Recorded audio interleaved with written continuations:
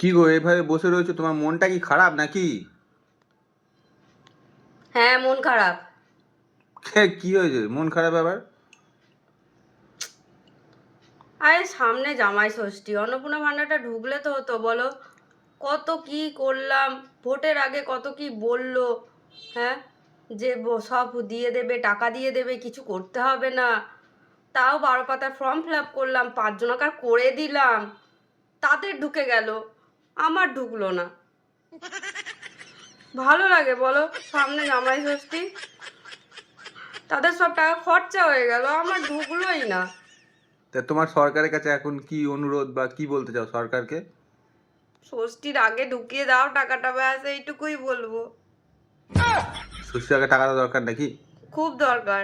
শুধু আমার একার, সমস্ত গরিবের এটা দরকার, তুমি বলো। সবার দরকার ষষ্ঠীর আগে, খরচা নেই।